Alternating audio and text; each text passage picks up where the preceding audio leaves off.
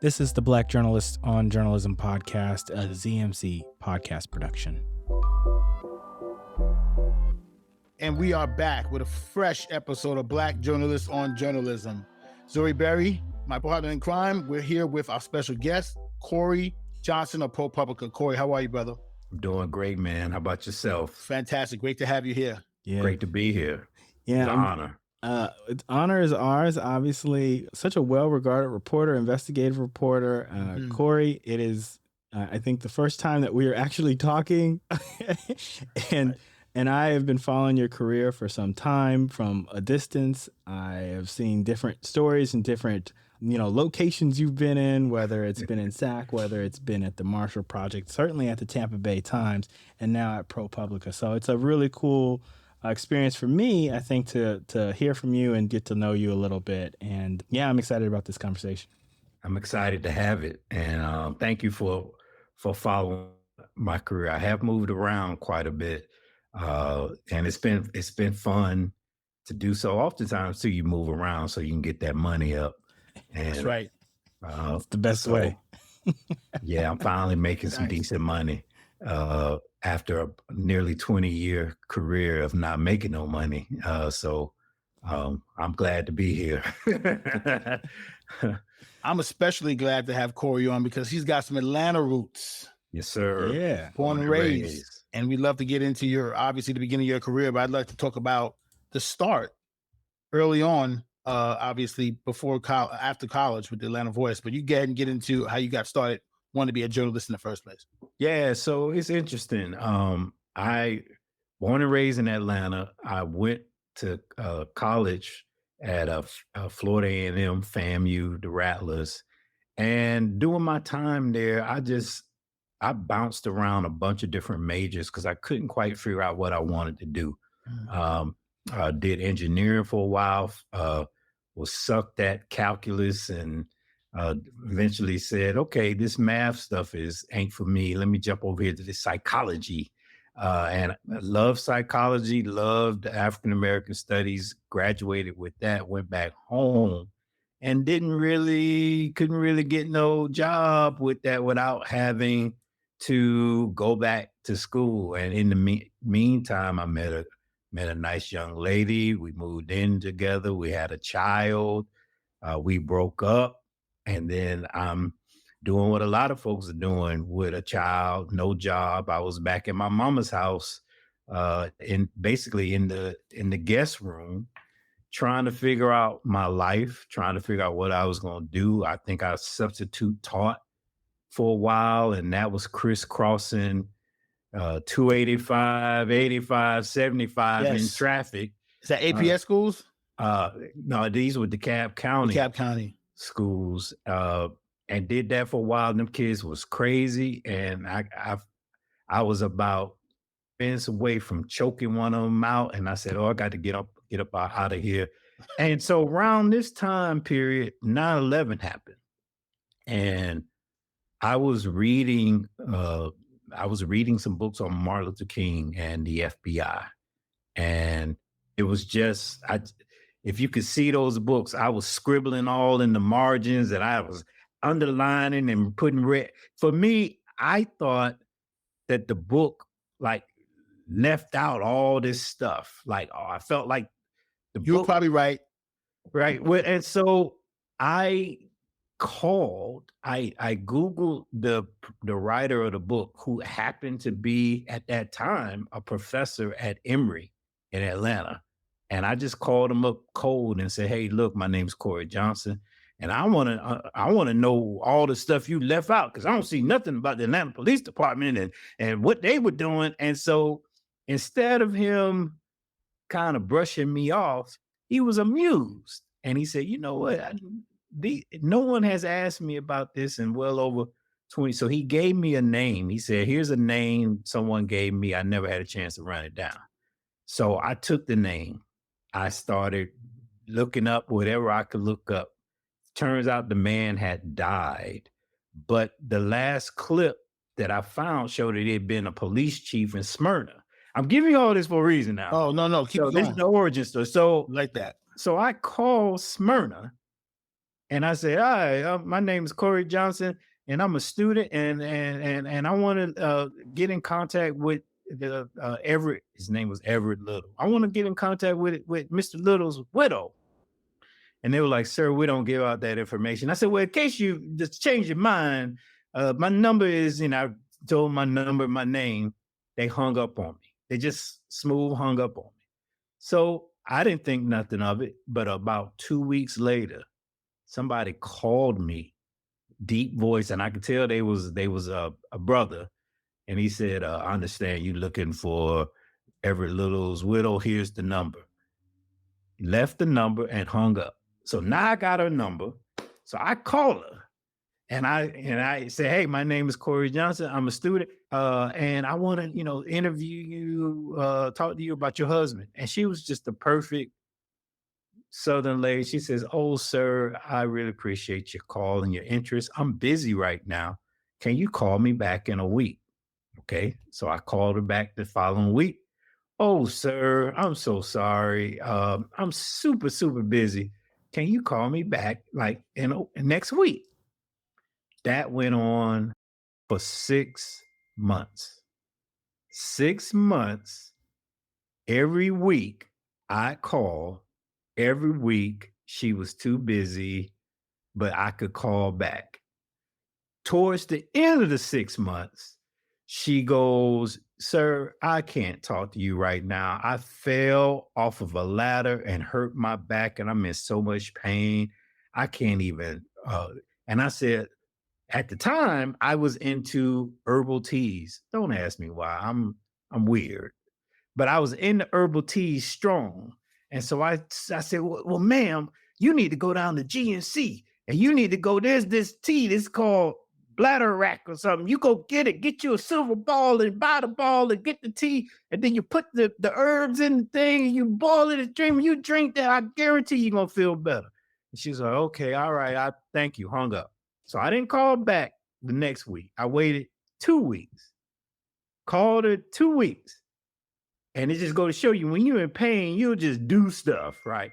So when I called her, she was like, "Oh my God, sir, that tea you told me to go get, I got it. And it was amazing. My back feels so much better." She said, "I'm so sorry I gave you the runaround for all that time. My husband kept a copy of everything he did at work down in the basement. So why don't you call my son and he will arrange for you to come on out here and you can look at and whatever you want to look at." So I call. She lived in Forsyth County. Now, if you know anything about Atlanta, Metro Atlanta, Fulton County, the Klan Forsyth. and Forsyth County. I'm sorry, the Klan. Jose, when I was a kid, Jose Williams, one of the Martin Luther King's lieutenants, took a march up there just to try to show that they weren't afraid of Forsyth County. And them folks threw rocks and bottles and whatnot. And Oprah had to come down and do a program, a show, putting the white people and the black people in the same restaurant to try to hammer out rape. So Forsyth County was about it. And so when she was like, "I'm in Forsyth County," I was like, oh, my eyes got the bucking a bit. I was like, oh, but I went. So before I go to Forsyth County, you got to remember that I ain't got no money. So, and I couldn't ask my family for no money because they thought I was crazy. So I went to friends. I actually went and found my 6th grade teacher and knocked on her door and told her I was getting ready to get these documents. Ain't nobody ever seen them before. Can she get? And so people just gave me. So I raised maybe about a good $100 for copies. And then I drove out to Forsyth County and we was there. He took me down into the basement. He had 7 red boxes. So turns out, I started going through the box. This man had set up at the Atlanta Police Department's first intelligence unit in 1960. And he was the contact for the FBI.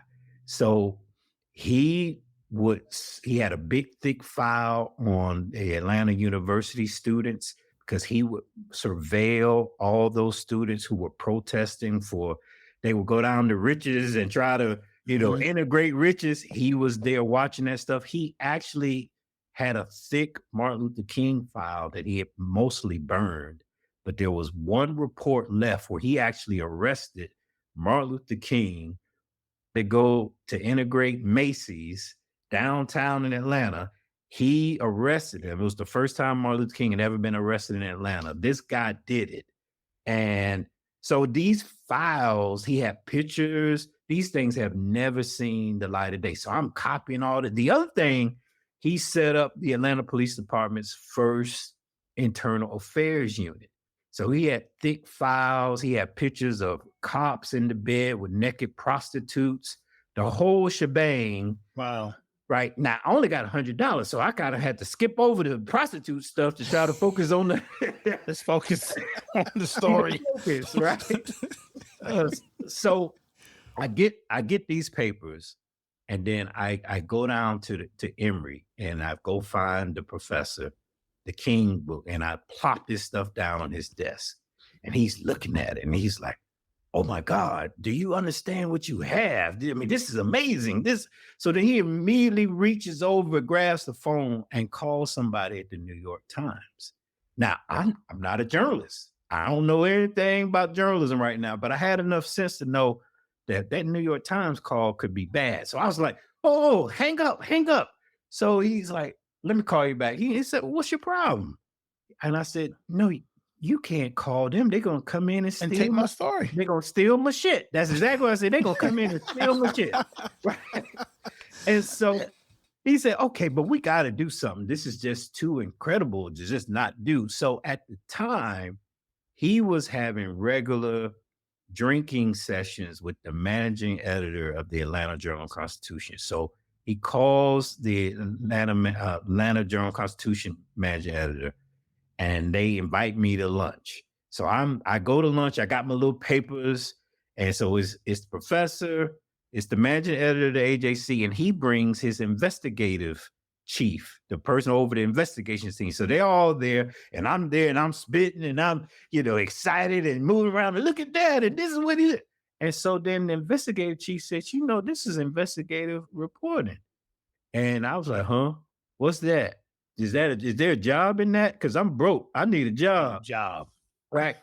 And she said, you should come to IRE, which is the moniker for the investigative reporters and editors. And it turned out that year, IRE was having its conference in Atlanta.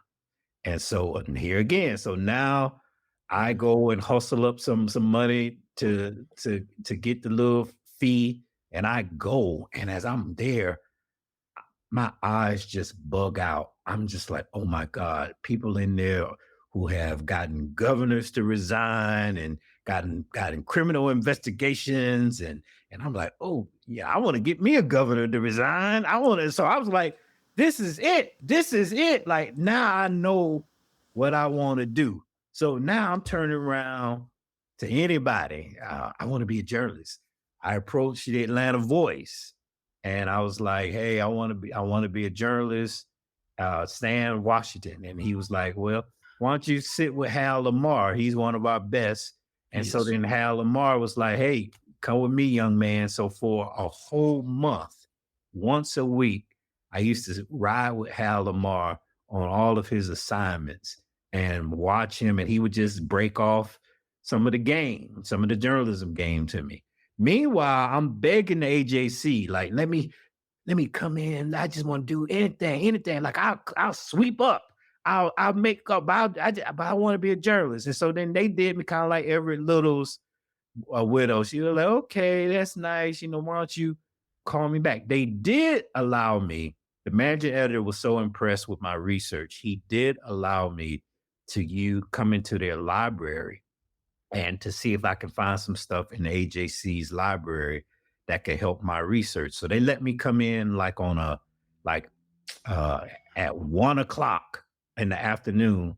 Man, I didn't leave there until 1:00 the next day. And it was still downtown, right? On Marietta Street. It was in downtown. Yeah. And so when all them folks came in, they still saw me in there. They freaked out. But I was just so, I mean, that's kind of how I get. Now, I didn't know that I'm a journalist now. I didn't even know that what I was doing is considered journalism. I was just mad curious, but but at home, at my mom's house, all they saw was a Negro that didn't have a job, that got child support, that's running around here drinking up all the orange juice and talking all this stuff about, the people and Martin Luther King. Some story he got, they ain't making no money. Yeah. And so they were like, I was one more unswallowed corner of the orange juice jug away from getting thrown out on the street. They was kind of over. But my blessing happened. The AJC called me out of the blue a few days around Christmas of 2004. And they said, look, we think we have something that could fit you, but we don't know if it's going to work. And I said, well, what is it? They said, there's a fellowship in Nashville, Tennessee at Vanderbilt that is designed for people like you. It's a fellowship that trains people who have never been journalists how to be journalists. So the only thing is we discovered this program after the deadline. So we don't know if you're going to get in or not, but if you're interested, we'll write you a recommendation. And I said, let's go for it. Why not? And for the grace of God, they wrote me the recommendation. The program director said, well, have the man send an essay. I sent an essay. They waived the deadline and they approved for me to get in the program. And so then I moved to Nashville in January of 2005. And this was like all day journalism, morning, noon, night journalism. And then we had the Tennessean paper where we would go over there and try to put into practice some of the stuff that we was learning. And then we did that for about 3-4 months. And then we got placed in our first paper. Now, the AJC was supposed to bring me back to Atlanta to be at the AJC. But what they said, and the wisdom of this made a lot of sense looking back. They said, well, the AJC is a big place, and we're afraid that you said you only been a journalist for like 3 months. Why don't we place you at a smaller paper so you can get your feet wet? And the young lady that was my girlfriend at the time had just gotten accepted to UNC Chapel Hill. So I said, can you get me close to that? And so they had a paper in Greenville, North Carolina. And that's where they said, now you got to interview, but you got that job. I said, okay. So I'll give you all this just so you can know the full journey of it all, right? So I go to the interview. Somebody didn't tell the city editor that I had that job, and the city editor wanted someone else for that job. So this was, Greenville, North Carolina is an extremely conservative town. Oh, yeah. And that was extremely conservative paper. And so, I'm coming in and I got my little fresh suit and I done shined my shoes and I'm thinking I'm going to go in and sit with this one in their office and answer their questions and then go sit with this one in the office and answer their question. He said, come follow me. He walked me to his car and then drove me to a barren field, dropped me off. He said, you got 2 hours to get a story and bring it back. So now I'm like, oh shit, do I even have a pen? Right. So I walk up the barren field. The circus was in town. And so it was nothing but trailers of where the circus performers were sleeping. And this wasn't just this was like the freak show circus. So this the people with the 3 arms and the woman with the 4 boobs. And I mean, it's that kind of situation. And so here I am knocking on doors, sweating like all get out to try to get a story and get it back and get it written in 2 hours. So you got to know I was, because in my mind, I'm going, I don't get this job, I don't pay my child support. I don't pay my child support. They're going to put me on the cable access channel with the deadbeat, red letters, and then the police going to put me in jail. And then I'm, now I got to deal with the man. And so I saw all my whole life. It starts to go through your head, all of it. If I don't get this job, right? And so I get some stuff. I get some good stuff from the folk. And then I run back to the newsroom. I try to write it up. It actually wasn't that bad, but the editor kind of made it seem like, that it was garbage and it was a whole lot of work. And so then he takes me out to the airport and he says, "Look, kid, let me just explain to you. You'll never be a journalist. You're not cut out for it." He said, "But you seem like a nice, so if you like, I'll go down to the library and see if I can convince the librarian to give you a job working in, the library." So I'm like, so when I go back, they're like, "Well, how did it go?" And when I told them, they knew that somebody had tried to, so they were not happy. They made some phone calls. And the next thing you know, the man was calling me, apologizing and begging, if you take the job, it would be so. And I took it. I didn't have no other alternative, right? But here was the thing, the fascinating thing, to land my plane. That job and then the subsequent jobs burned so many skills into me that it absolutely made me into the reporter that I am today. And while he might have thought that putting me out on the curb or whatever was for my bad, it actually developed a superpower that I have now. So now I kill these folks when the government is trying to keep these secrets from me, the police department playing the games, or whoever is playing the games. I tell them, I said, "Now, do you really want me to start knocking on doors? Because I'll do it. I'll do it. And see, this thing I'm asking for, this is all I really want. But if I start knocking on them doors, not only am I going to get this thing that you keeping from me, I'm getting ready to get all the other stuff that I don't even know to ask for, because God bless you if you done one or two of these people wrong." And I said, "Now, is that how y'all want to go? I'm fine." And sure enough, like, the door knocking is something that I preach to students and preach to young journalists. And it was because of Greenville and everything that I was thrown at me that I developed those skills and developed those muscles. So I feel like, I can go anywhere in the country and get a story. And I know how to do the work and obviously know how to do the investigative work.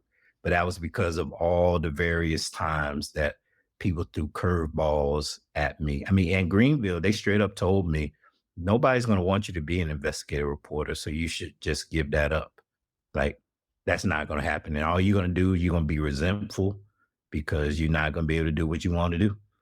And, years later, some of those people are calling me, they're liking, every time I win another investigative journalism award, they're liking, every time I'm invited to give the keynote speaking at somebody's graduation, they like it. And so it just goes to show you, I'm not saying that for braggadocious points, but it's just to say, you don't let people be the author on your life and your career. Those people didn't put me on this earth, so they had no right or no truck to direct what my future was. And so, they could say whatever they wanted to do, but I was very focused on why I got into journalism and what I wanted to get out of journalism. And let me just reflect on just a couple of things you just said here, because you, I think, displayed what some of us sort of want and desire out of reporters in terms of obsessiveness, meaning to say, I need to get this story. And I think that's a key trait that is key to success for quite a number of people. Resilience also. I think you showed that through and through. And Honestly, it's just sometimes it's just that little bit of resilience sometimes gets you further in terms of getting a story or getting through any kind of adversity that may be going on in that moment. That what you went through was hell. That was uncalled for. I mean, that is awful. And just to clarify, when you were in Greenville, you were a police reporter. I was a police reporter. Yeah. Yep. So that is a wonderful place to start in terms of all of the sort of rich kind of storytelling you can do, but also the necessary work sometimes to also do the beginnings of investigative reporting. Yes. Yes. So I think that's important to note that there's all those things that are sort of wrapped up in there. And the last thing that you said, which is I think is incredibly important about door knocking. Oh my goodness. I feel like this is something that is being lost. It is being lost. And some folks would argue that they're disgusted by the practice, particularly when it comes to events that are, there's some kind of shooting or a thing of violence, something that where you have to show up at somebody's house and ask them about it, ask a family member about it, or something of that nature. And I feel like, it's sort of misconstrued. It's like, no, it's actually a talent and it's a skill to be able to go up to a stranger's house and say, look, something happened, something occurred, and I'd love for you to weigh in on this, or to talk to me about your family member, or to talk to me about what occurred. And that, I don't know why there's such a aversion to that. Maybe you have a thought. I have a theory because this has actually been popping up a lot. I just came back from an IRE conference where I was talking about door knocking and was talking to the young people in the audience about calling first and not texting first, and I think what has happened is that the pandemic and the digital revolution like clash at the same time. And so you got young people who have worked from home, for one, and working from home, they've done email and text messages, and they think that's the way to report. And what I was a big believer in is that you don't abandon these tools, but the tools have a way of dividing you and not allowing you to fully maximize your gift. Like your gift is your humanity. When you pick up the phone and someone can hear your voice, you're articulating more things than just the words that you're saying. People are picking up on your warmth. They're picking up on, whether you sound earnest, whether you sound trustworthy. When they can see you, when you meet people in person, and they can see you and see how you're dressed, see your face, they're making assessments all the time. And most sources, a lot of people don't understand human beings and sources and why they talk to us. People have a fundamental need to share information. That's one. So when they don't, it's largely because of fear. Most people, when I knock on that door or any journalist knocks on that door and starts running down their proposal, most sources are thinking about two things. They're thinking, how does this help me? How does this hurt me? Right. And so as a journalist, you have to hit that threshold of being able to make people know that I'm not here to hurt you. I'm here to understand and get the piece of information in order to help whatever the thing is that I'm looking into. And you can't impart all of that in just a text message. Right. So many people fall out with each other over text messages because they're looking at those words and they're misunderstanding. Yeah, so what you mean by that? Yeah. So, I'm talking about people that fell out with each other over text. And then if they just picked up the phone. Let me tell you, I'll tell you a story about the person who said, it's weird. You don't add emojis to your messages. And I'm like, why would I add them? To my messages, but they thought I was being, brusque. I was being short with them and not, injecting that levity into a written communication. And I'm just like, wait a second, I'm just trying to be clear.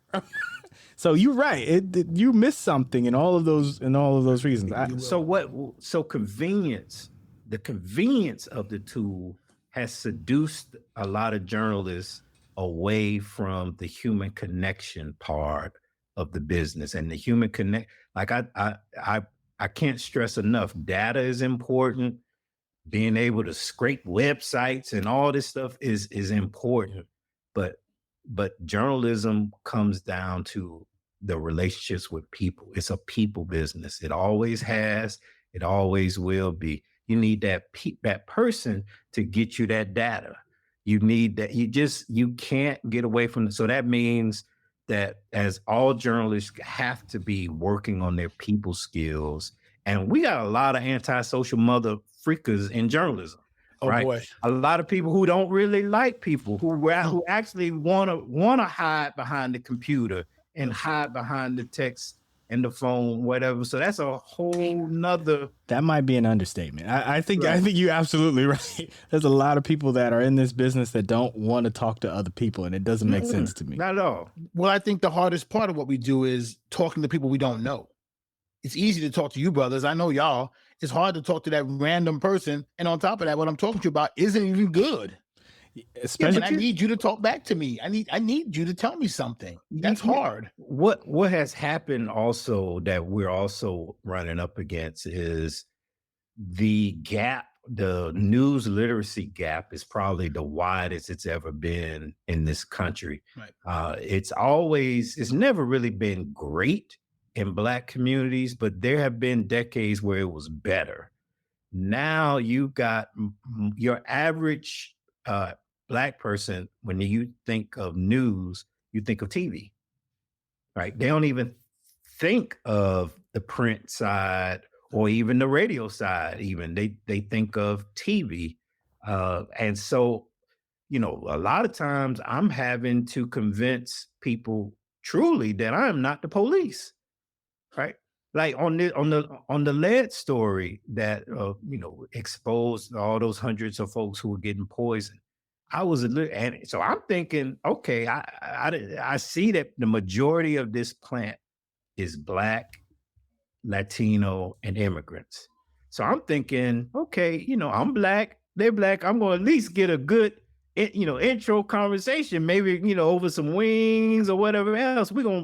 I was knocking on those doors and folks were going, man, if you don't get your FBI ass off around here. And I'm going, FBI? No, sir. My name is Corey Johnson. I'm with the Tampa Bay Times. And they would say, same difference. Get the fuck out of here. Right. And which also spoke to a legacy here locally where the paper was not really seen as the friend of the Black community at all. And that it had neglected the Black community. And only time they covered the Black community was crime.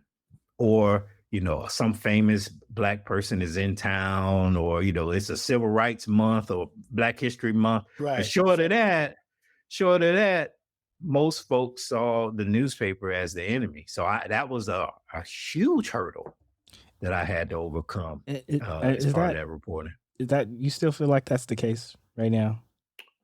What, that they perceive it that way? Yeah, they perceive the newspapers that way. Yeah. Oh, yeah. I feel similar because my family members are, I'll tell you, I've been in this business 20 years and they don't know it and they don't trust it. Yeah.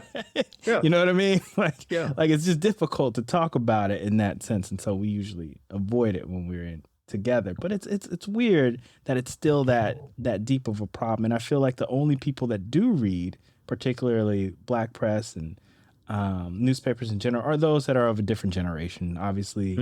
The older generation, Gen X and up, and things of that nature. So that's concerning. Corey, before we go too far, there's quite a bit that you just mentioned about the lead story, which was at the Tampa Bay Times, and I just wanted to mention that was the one that won the Pulitzer Prize, right? Yeah. Yes, sir. Pulitzer Prize for investigative. How about reporting? How about that? The nerve of you. So we didn't say that off the top. We didn't lead that you had won a Pulitzer Prize, but you're our first Pulitzer Prize winner on this podcast. So I appreciate you coming. Thank you for having me. It's an honor. It has been an amazing experience. I think I'm either the sixth or the seventh Black reporter to ever win an investigative in the history of the contest. Because usually Black folks don't get a chance to play in the investigative space. And I understand all the variables now that go into that. Investigative reporting is very time expensive, and it requires a high level of trust between the editor and the reporter, between the newsroom and the reporter. And too often, the least trusted person in the newsroom is the Black reporter. So who tends to get those plum positions, and they are plum positions because the investigative reporter will get the time and the resources that other people don't get. It's usually the white male, the older white male. He has the awards, he has the trust. It might be a young person that management might be trying to groom or make successful. Those tend to be the ones who get those opportunities. Just as an aside to that, just to give you a point, I got a really good friend who's an investigative reporter, Black. He was actually one of my partners in the fellowship at Vanderbilt. He was doing wonderful investigative watchdog work for his paper. And then the investigative job came up. He was the only one in the newsroom that was doing that kind of work. So he goes over and he tells the executive editor he wants to apply. Executive editor says, "I don't see you in that role. I just don't see it." And she then gives the investigative job to a white guy who had never done it before and who frankly didn't want it. So instead of giving it to the person who was doing the work and he's on A1 consistently they gave it to a white boy who the white boy was kind of like, okay, I guess, but there's a key into what you said. She didn't see him in that. It's all sight. She just didn't see, why would he be in this role? Why would this Black man be in this role? Nah, I don't see it. Not about understanding it. Right. I just don't see it. So it shouldn't make it happen because I don't see it. And that's crazy. And so you get that. There's a legacy of that. That's why I kiss the ring all the time of the veteran Black journalists who came before me, because I know that, I did some incredible work and I've done some incredible work, but I don't have a monopoly on incredible work. It's just there plenty of people have done incredible work that weren't recognized, they weren't steered, they weren't allowed. So they moved into other areas that they felt they could do and keep their sanity, right? And so that's one of the reasons why myself, that reporter whose example I just mentioned, and Nicole Hannah-Jones, a few others, created the Ida B. Wells Society for Investigative Reporting, because we want to not only encourage more young journalists and journalists of color, but particularly Black journalists, to get into investigative reporting. We want to give them the skills, and we also want to give them the support network so that they can get hired, they can be mentored, because, it's rough out here. There's a reason why I listened to a podcast you all had previously with my good friend Nicole Carr, and this topic came up, and it needs to continue to keep coming up, because when you're in this space, you bring not only a cultural competency, but an authenticity that absolutely can make the difference in the story. So in the example I gave earlier about the Black folks not trusting me, and so I knew to back off, but to not give up. So I knew that those workers were getting sick, and I knew they were going in and out of the hospital with all these illnesses, and their girlfriends and their sisters were being the one having to carry them to the hospital.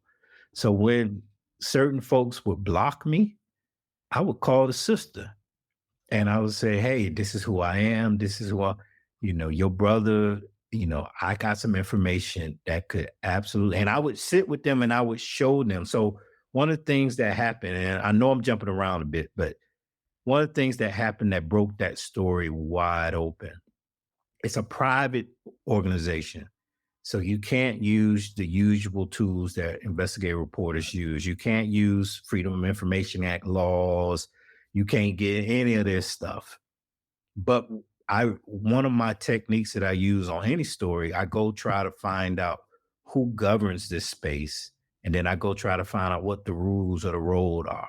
And in reading those rules of the occupational safety and health administration, anybody that deals with dangerous, toxic substances, OSHA is the moniker for this federal agency. They require that they do regular testing, medical testing, pollution testing.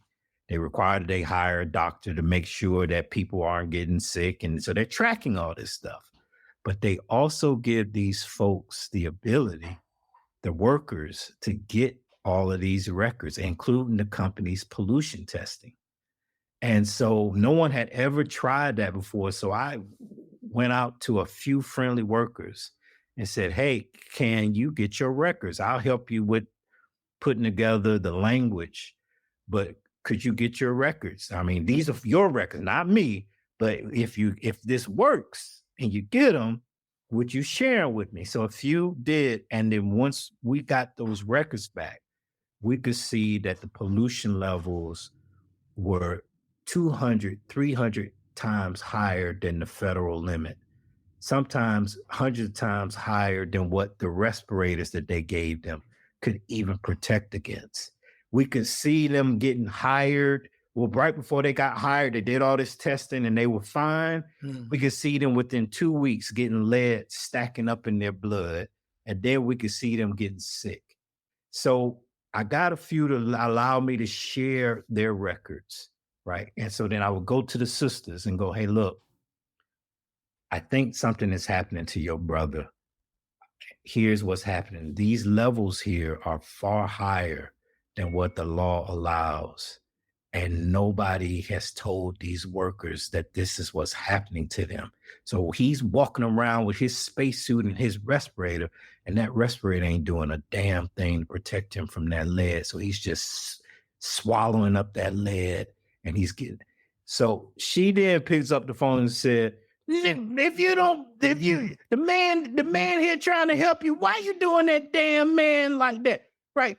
And so because I had enough sense to know that the Black woman, if she puts her mind and her mouthpiece on it, then sometimes these hardcore burly, I'm not effing with you men, will soften up. And so I got women and others to break the ice. And then once I got in there and started showing them that paperwork, then all the bullshine stopped. And everybody was like, oh my God. So now then I got to keep them from choking somebody out, right? Because it's very hard when you find out somebody has done you in and you got to go back in there and act like everything is okay. That's hard for a lot of folks. And so, but I kept having to say, hey, look, if you go in there and you do that, not only am I not going to be able to get this out, other people are not going to be able to get it out, and none of y'all will get justice. And so I was able to, be my full Black self and pull on all my experiences of being a Black man in a Black community to be able to break the back of this story and using all the various, whereas a lot of white reporters, once the man then shouted at him and said, then that's it. Right. Right. I'm afraid. I mean, the man talked like he could hurt me, they do all my that. life. Right. And so the cultural competency is a thing. And that's why, the other thing too, and I know I'm going on and on, but I just want to tell you all this point, talking about cultural competency. The idea for the lead story happened when I was in Atlanta. I was in between the Marshall Project job and the Tampa job. And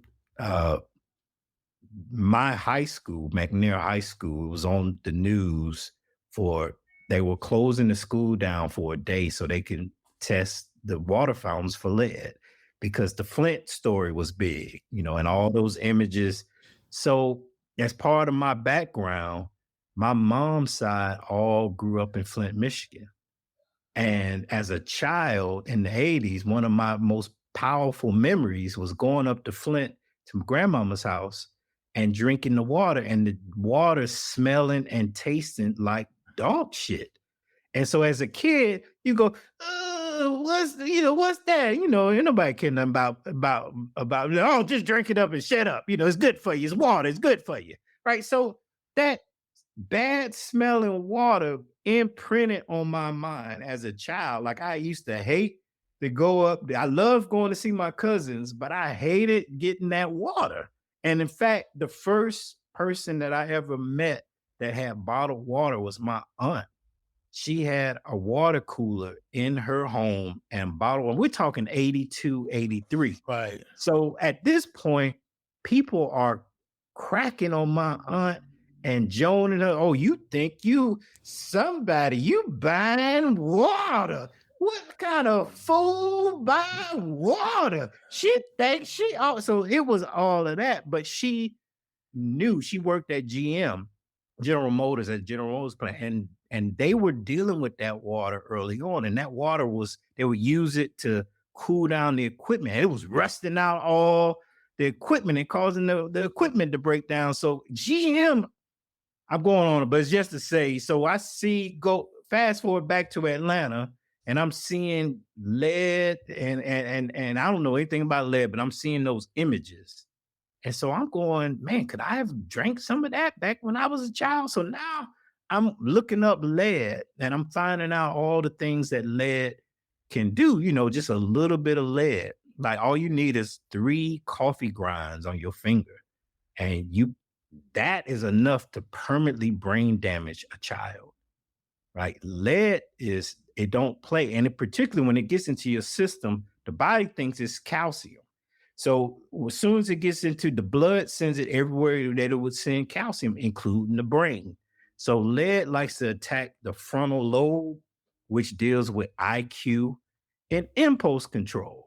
So I started thinking about all the folk I knew who were good folks, but they would go from 0 to 100 on you in a minute. And it just started to, I know some of this may sound conspiratorial to your listening audience, but I just started to wonder how many people have gotten impacted by lead that, are walking around here a little off. And that's because they grew up in houses that had the lead paint, or they drunk the lead water. And I said, that's like, if you wanted to secretly put the whammo on some Black folks, all you got to do is put them in one of these lead houses and sit back, right? And so I started to wonder, like, maybe I should look into lead. And so when I moved to Tampa, on the first day, I said, hey, I want to look and see if y'all got a lead problem. And they said, fine, go ahead. Right. So first set of stories, I went over to the school district and asked them. I found all these low performing schools that were Black. And I said, give me all your plumbing profiles for these schools. So I didn't know at the time, but that question made them poop in their pants. And so for 2 months, they blew me off. And then they finally said, we ain't got no records.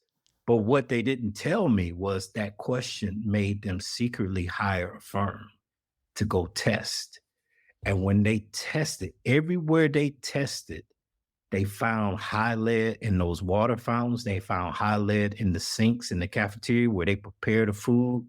And so in America, when government or business finds a problem that they're in control of, these days they just quit investigating. So they made the decision to not do any more testing and to not tell anybody that they had done some tests.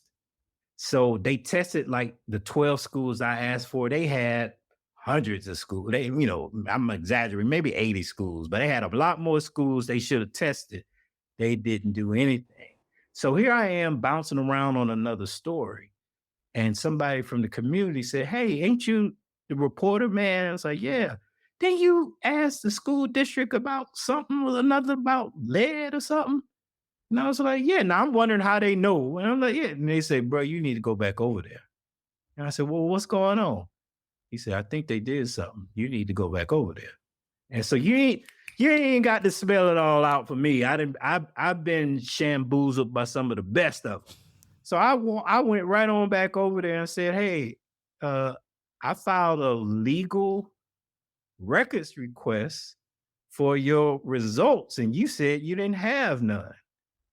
So, but I understand you got some." And then it was like, ah. So then they turned over all the papers. So I could see these fountains are in classrooms, first grade, second grade, third grade. And every day the teachers are lining these kids up to drink out these fountains. And so then so now I go knock on the teacher's door on a Saturday and I go, "Hey, I'm Corey John with paper. Is this your room?" They're like, "Yes, it is." And I said, "Did you know that water fountain got high lead in it?" And so then they was getting mad. So now they calling the school district. So mad, that story hit like a bomb. I also had the technical people put together a database that put all these results in the database so that families could just type their school in and their results could come up. Because the school district told us that they had no plan to test the rest of the schools. They had no plan to make these reports public. So I decided to make them public on my own. The community saw it. They were mad as you know what, and rightfully so. Rightfully so. And then now the school district had to hire and test all the schools. They had to remove all the water fountains that were high in lead, all the sinks, right? And a health department person who grew up in Tampa saw those stories, reached out to me and said, "We need to meet." And so when we go to this meeting, they give me a 176-page report. And it was a report that most people ain't going to read. It's looking at diseases all throughout the state, but it had 2 pages on lead poisoning in Florida. And it turned out that Tampa, Hillsborough County, led the entire state in the number of adults and kids who were getting lead poisoning. Thousands of folks were getting lead poisoning. And then it had like a sentence that said there's a battery recycler that's playing a key role. Didn't name them. It just said that. And so now I'm going, who is this battery recycler? Why are these folks getting poisoned? And then I'm going to regular people going, have you ever met anybody who's lead poisoned? What does that look like? And so everybody can, and so this was the germination of how I got onto that lead plant. Was as a Black man, I'm thinking about that water that I drank in the 80s. And now that I know that this lead is a bad thing, I wonder how many other people then got messed up with the lead. And then that just curiosity ultimately leads me into this big story where hundreds and hundreds and hundreds of people, there were people who were dying. There had been at least 15 people within the last few years that had heart attacks or strokes. The doctor that was hired by the company was covering it all up.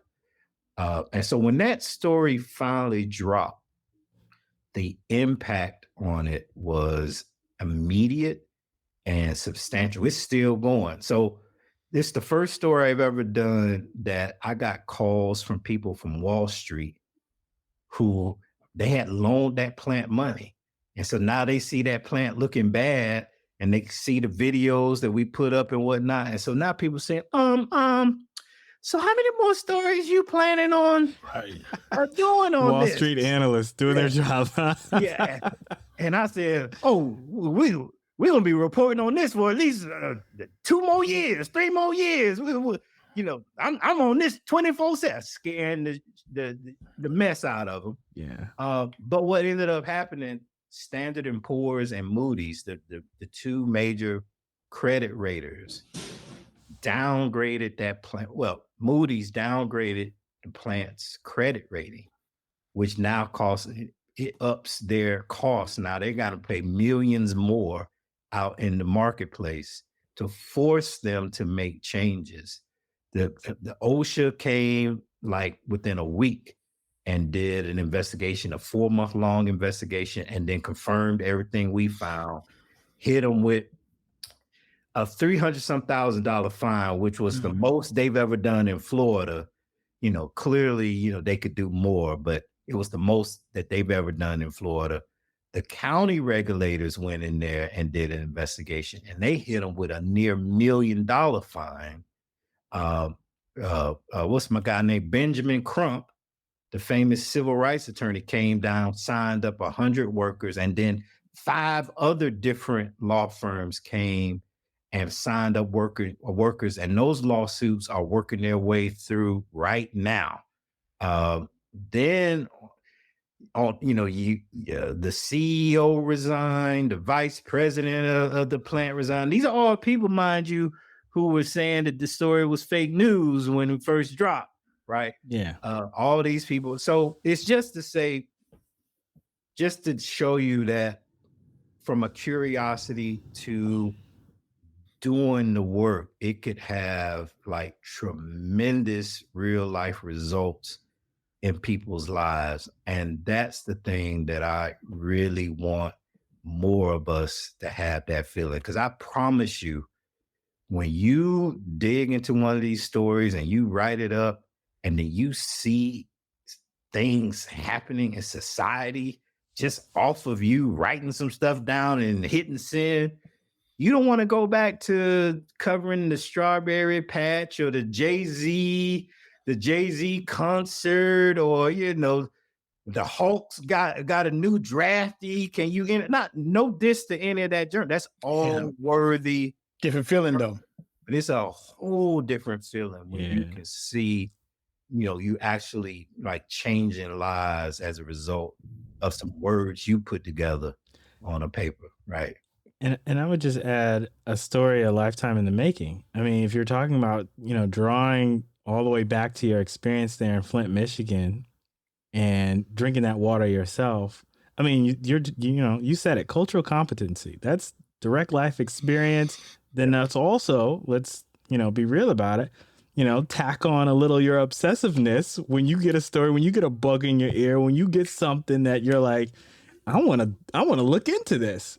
And all of a sudden it becomes a thing for you. And you've just described 2 different stories, the MLK stuff and now lead, in which that happened to you. And listen, we can go through your, article history, because there's a few of them that are out there where it's just like, you must have got the bug in you on some of these other things too. Tell me something. And I know I'm asking a lot of questions, so Donnell, by all means, jump in when you can. Worries. But how do you cultivate that? Yeah.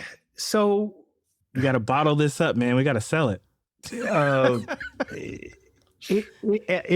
Teach it. It absolutely can be taught. It also, it helps when you're the kind of person that questions a thing, right? And children come in the world questioning everything. If you ever fool with a small child, they got a why and a how come, and they'll ask you a million doggone questions, right? That's a natural curiosity. At some point, people beat that out of you or discourage you, and so you don't. But people who tend to see, you might not think I'm not one of those nosy just for nosy's sake people. I mind my own business. I turn these skills off when I'm around family and friends, because otherwise you go crazy, but when I'm focused on something that I think has real importance, I have entitlement. And I preach that entitlement issues are bad in relationships, but they're absolutely necessary for this kind of reporting, because people will always try to tell you you're not entitled to this, you can't get this, you can't get that. And so you have to learn how to stand on your square and fight for what you believe in. And so I I take that into the journalism space where, these stories, man, if I had $1 for every time a government agency told me that they didn't have the record, what are you talking about? That record doesn't even exist. Oh, you're just making stuff up. And I go, oh, really? That record don't even exist. Well, how come I just downloaded it from your website 5 minutes ago if it don't even exist? Right. And so if I had $1 every time I had to bust them for that, then I wouldn't be here. My toes would be up on a beach in Tulum right now because I'd be rich. It just, people lie to you as a journalist all the time. And it's getting worse, since the former president and his crew made it to where it was kind of okay to lie and nobody was going to do anything. And so you can be an investigative journalist, but a quality you absolutely have to have is skepticism and courage. You can't be no punk wanting to be no investigative reporter, because everybody will have you coming and going, spinning around, and then your bosses and them have you spinning around and around and around. So, Corey, you can't teach that. Not being a punk, you got to have that in you, though. Am I right or wrong? Well, some of it can be taught. Like, a lot of, believe it or not, journalists of color of all ilk have another level they can go to of resiliency, largely because of the lives that we lead and the kind of experiences we've had in life. If we need to go to next level, we can go to next level. But a lot of people got to know that that's what it calls for. Okay. Not that you can't be a butthole, but you got to have the ability to be a butthole, to be insistent about getting what you need to get, especially if the law entitles you to it. So I've been able to, and it freaks people out, I've been able to make agencies create an office for me in their building and then bring the records. And I've had my own offices where I just would go over there and sit. Well, now that I'm sitting over there and I'm going through the records, I done made them have to give me. Now people know a reporter is here. So now when I'm going into my office, somebody is leaving me a folder full of stuff they wanted me to see, with a note saying, call me, right? Now I can overhear them talking about my investigation in a room and saying, man, if this is going to come out, this is going to be. So what I'm saying is a lot of people don't even think about making an agency, post them up inside for you to do your work.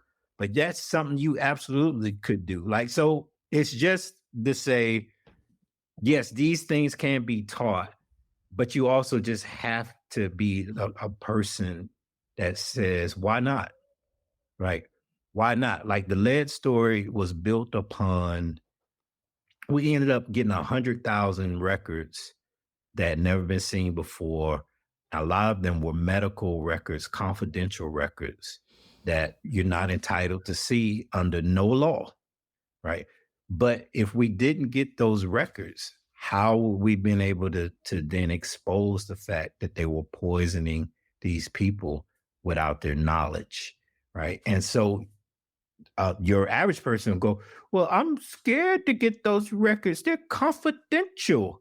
But the investigative reporter knows that, hell, if I don't get the CIA torture documents about this Romanian prison, I won't be able to report that the CIA are torturing folks.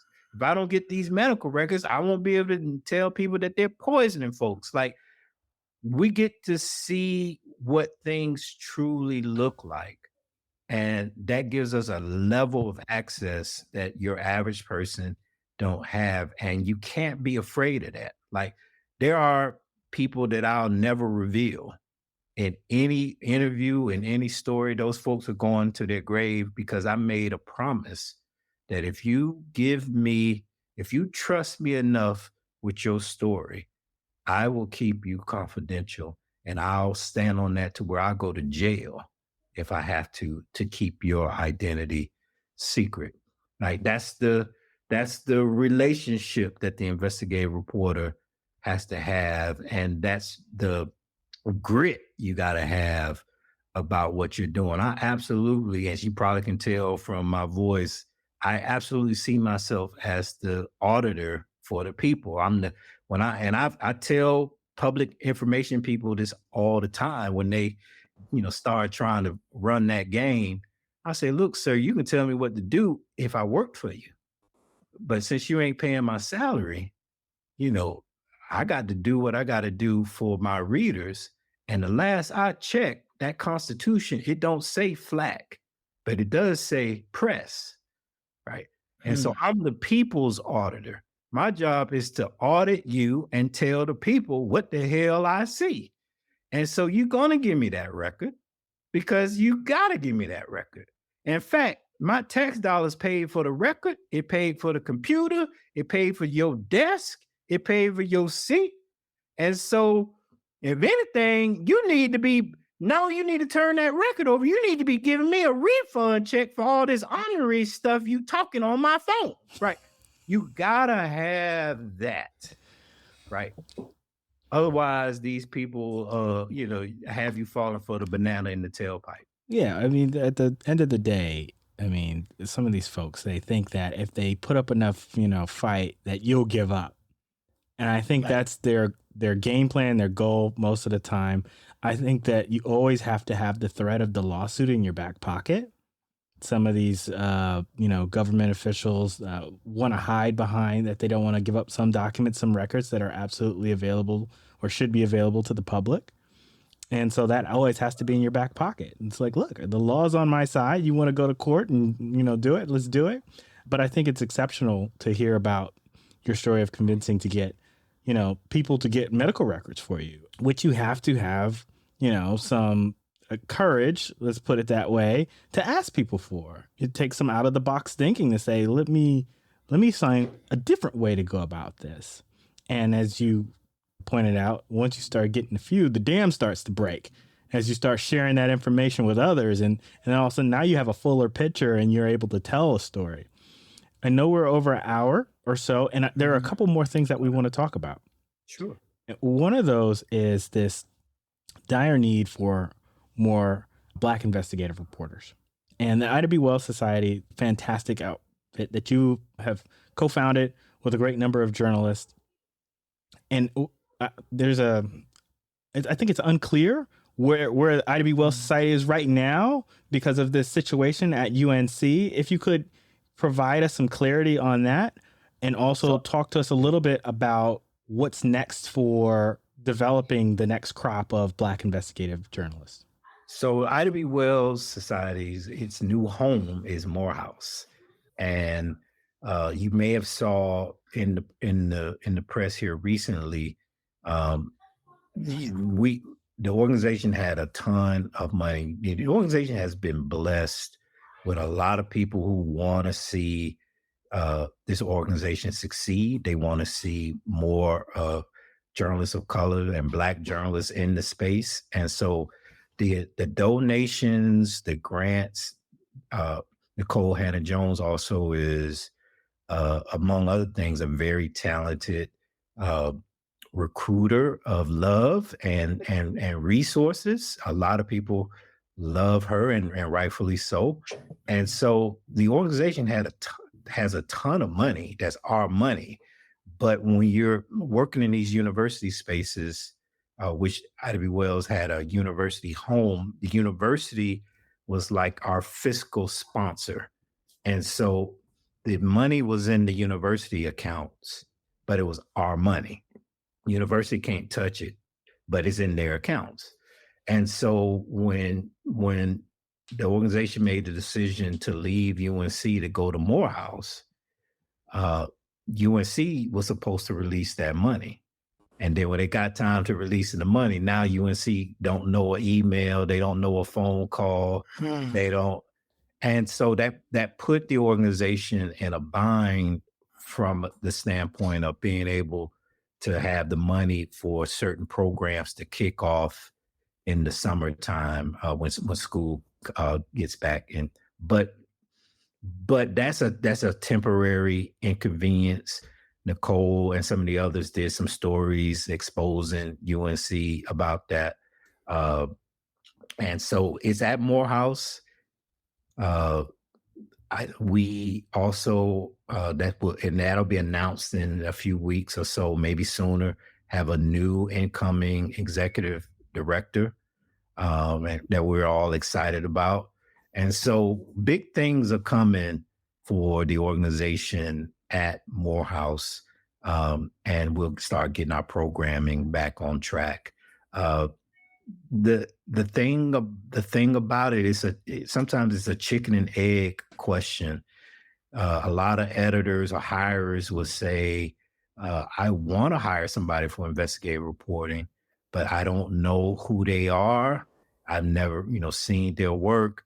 And there are a lot of, Black and brown reporters who aren't getting the opportunity.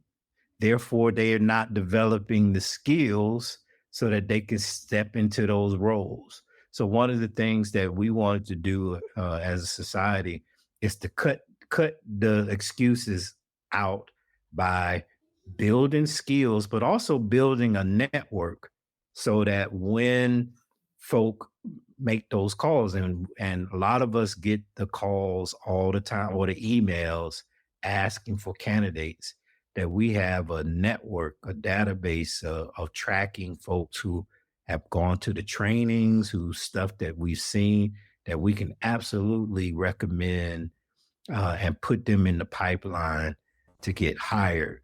But it's also a matter of just growing the skills. So we have a really good internship fellowship program where we have been getting fellows matched up with to work on the investigative teams in news organizations.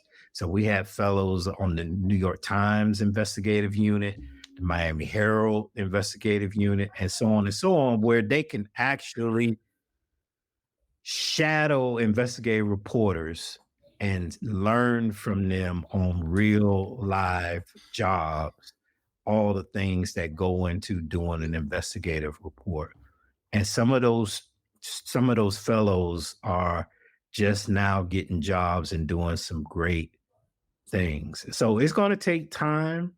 This problem, we're fighting a decades long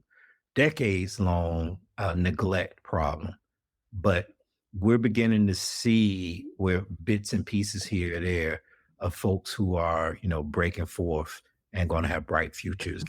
There's a Atlanta connection here that we've only briefly touched on, and that's, Corey, you chatting it up with the Atlanta Voice at one point in time in your career as you were getting started. But you're also from Atlanta, right? And this is something that Donnell wanted to talk with you about.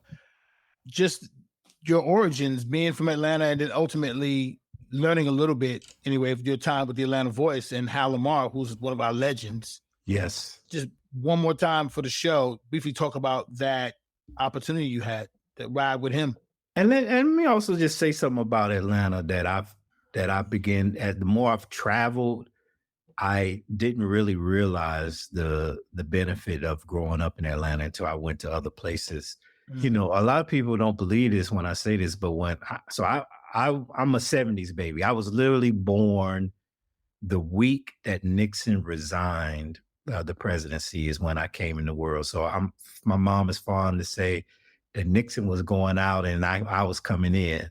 I'm a Watergate baby. That's a good one. But my father graduated from Morris Brown College, and my mom and dad met when he's a war veteran. He was in the Vietnam War. Then he came to Morris Brown. And growing up in Atlanta, And especially at that time in the late 70s, this is where Maynard Jackson was winning the mayor office and the rise of a lot of Black professionals coming from that civil rights era. And so when I grew up, I didn't see white. It took maybe I didn't start seeing white people in reality until sixth grade. Other than that, I saw white people on TV. But in my real life, the grocery, the church, all the functions of running a city and running an institution were done by people that looked like me. And so there was never that self-esteem issue of feeling less than or whatever. No, if anything, it was like, man, you got to step your game up because these folk down the street, they got a satellite dish, like a real satellite dish. They making some real money, and all we got is the cable box. So I got to get out here, right? And so I'm saying I never saw Black people from a deficit point of view. And so that is an invaluable thing, walking into these career spaces and whatnot, because I never thought that I couldn't be a journalist. So when the guy was saying, "Oh, you ain't," well, I'm like, "What the hell are you talking about?" Like, of course I'm gonna be a journalist. Hell, if you're a journalist, I'm gonna be a journalist. How about that? Right. It just never, whereas, I hear a lot of kids talking imposter syndrome and all this stuff about confidence. And so Atlanta did that. Atlanta put that in me. And so the other thing I love about Atlanta, especially this Atlanta that I'm referring to, is you could walk up in the Atlanta Voice and say, "I want to be a journalist." And they say, "Okay, sit with Hal Lamar," right? Hal. And then Hal sees me over there and say, "Come on over here." And then so now I'm going out to the car and we riding. I think we went to Justin's. There was an event that he had to cover at Justin's. That was Puff Daddy's restaurant. Yeah, on Peachtree. Yeah. And so we go to Justin's and he and I'm eating good with him. And he's introducing me to folk, right? That same time, I walked up on Hosea Williams and said, "Hey, I want to learn. I want to talk to you about the King assassination. I understand you was there." He said, "Okay, come on, young man." So I was alternating between going to the Atlanta Voice on one day, then going to Hosea on the next day. And I would ride Hosea around to all of the things he needed to do on the day. And I was just marveling at that man's energy. Hosea Williams, for folks who might be listening, don't know, he was a lieutenant. He was one of Martin Luther King's trusted lieutenants who was based in Atlanta and then formed an organization called Hosea Feed the Hungry, where every Still year, exists today. Yeah, he would feed the homeless and feed hungry folks. He was a character, he had a bit of a drinking problem at times, so he would be drunk sometimes and crash. That's the investigative reporter giving a little extra, see? But the man was a rider for Black people and for civil rights. It was nothing he wouldn't do to help folks. And I saw him. It was the most amazing thing I've ever seen. He would have a planned out schedule, and then somebody would walk in and need to talk to him because of some crisis. He'd stop what we were doing to hear them out, and hear them out, and never felt like he was rushing them, and then go handle his business. And he was always on time. I was like, I don't know how we gonna make it through the traffic. And we will always get there on time. He never met a stranger. Everybody loved him. There was a customer service where my point on that is that generation of Black servants saw themselves as servants. And there was a customer service that they gave to folk, regardless of who you were, regardless if you came in musty or you came in with a suit. They gave you good customer service. And they weren't afraid of you. They weren't afraid to cry with you. but they also could pick up a phone and make some stuff happen for you. And I saw that with Jose. I was so thankful that he gave me. I mean, I got tapes of him allowing me to videotape him to talk about the last days of Martin Luther King's life and all the stuff that was going on. And at no point did he go, well, are you with the Atlanta Journal? Or I mean, or what's this? I only talk to, he talked to me, and like for hours, right? And so I saw that. And so in my life and in my career, I feel like I have to emulate that. So on the job when I was getting started, people would tell you I would talk to all kind of people, the homeless, the drug dealers, like the ladies of the night. But drug dealers and ladies of the night, they know a lot about the police. They got the scoop. Yeah. Right. And so they can tell you who the garbage folks. There are some stories where the garbage people were the reason why I cracked the story, because the janitor in the office is going through everybody's stuff. Right. So when people leave and go, the janitor is in there. They're seeing everything. And people disrespect those janitors. Right. And so because I had those examples, I don't ever disrespect anybody on my beat. And as a result, that has contributed greatly to my success, right? That's to the degree Atlanta. that we can call it that. Yeah, Atlanta's instilled that in you. And that, listen, there's all little bits of advice in there in terms of just how you talk to people, how you deal with people. You've also given good advice earlier in this conversation in terms of doorstepping and just this power of imparting all this information and trust when you just show up and you're talking to people and they hear your voice, they see your face, they can interact with you. We like to ask our guests always for advice that they'd like to part with young journalists at this point in time. So you've already given us so much, but I'm wondering if you have anything else before we wrap this conversation up. So one thing that young journalists, and it's going to sound hallmarky, but a lot of people don't really realize that most human beings in America have never encountered a journalist. So they don't really know what we do, how we do it. And there are tons of people in this country who have never been seen, don't feel seen. They go through life not being seen, not being heard.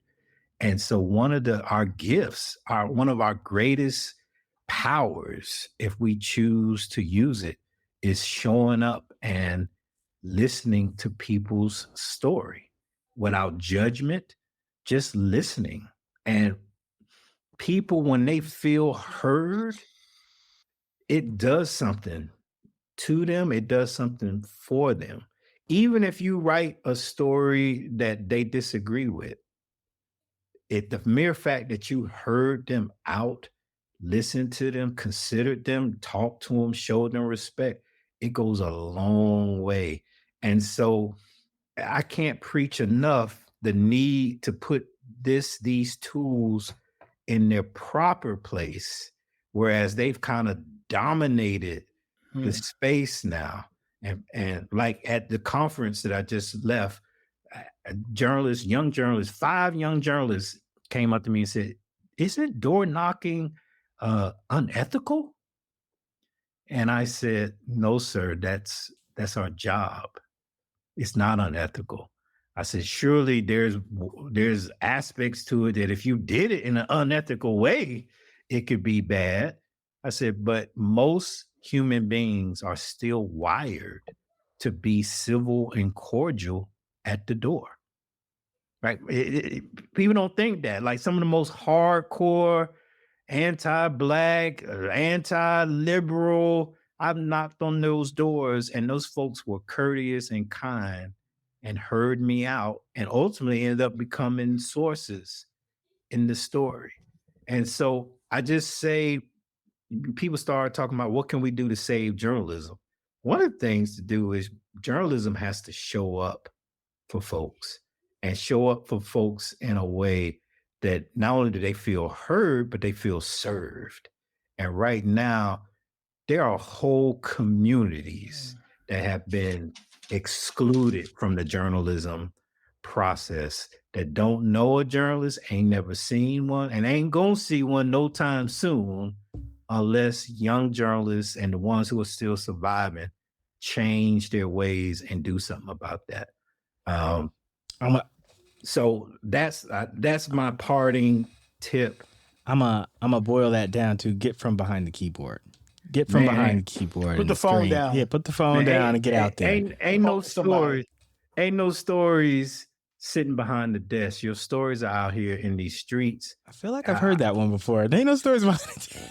I think we've heard that one on this podcast a couple of times. Yeah, I feel like we've heard it a few times. You know, I might have said it once or twice myself. Like, why are you here? Last week to one reporter in particular. Yes. Let me tell you where that came in. Management, because managers want to work an 8 to 5 or 9 to 6. They want to be done so they can go home to their wife, right? And so they begin, and then they want to be able to watch you to be able to say, yeah, I think they're doing, he's working because he's in his desk. Okay, but the doggone story is out in the street. Right. And so all the reporter is doing in between a few is playing around on the internet. That's all. Look at your phone. And they're playing around. So I see journalists, and this is no shade to anybody, but I see journalists who are on Twitter and the gram all day getting into Twitter beefs and whatnot. And I'm going, man, it's people out here who's suffering that need their story told. And we ain't telling it because you in here messing around on the damn Facebook and Twitter. You take, every picture, oh, look at my new this and my new shoes and all. And man, it's people out here who are getting drugged, ran through by government policies and the like. They're not coming to us. We got to go to them. And we are, as a craft, we're failing. We're failing on those fronts. I mean, obviously, I don't want to paint the entire craft with that brush. There are journalists who are doing fine work, but by and large, I think the reason why they're struggling with the subscriptions and the finances is largely because communities be like, what I want to pay for that stuff for? I don't even see them in my community, so why do I care? Yeah, absolutely. Why do I? Right. Yeah. This is why the community news organization is so important, because we're often the ones that are in the streets talking to people, showing up. The Atlanta Voice, good example. Yeah. Corey, I feel like we've gotten a word on a great number of things here, and hopefully we touched on everything. I feel like I've learned so much about you. You've had a number of stops. Like I said, we may have crossed paths in Sacramento. I think we were talking about that before we started recording. But yeah, it's been wonderful to hear about your journey, the non-traditional route to getting into journalism and to becoming an investigative reporter. And didn't take no for an answer. Didn't take no for an answer. Yes. Couple no's. So this has been wonderful to Thanks, hear. Corey. Hey man, the pleasure is all mine. Thank you all for having me. Thank you for this podcast, because these are conversations that, are held largely at the bar or at a conference or in somebody's personal group chat.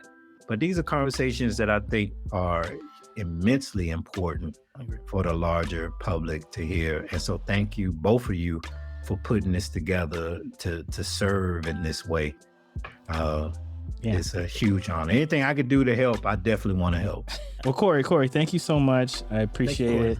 Thank you.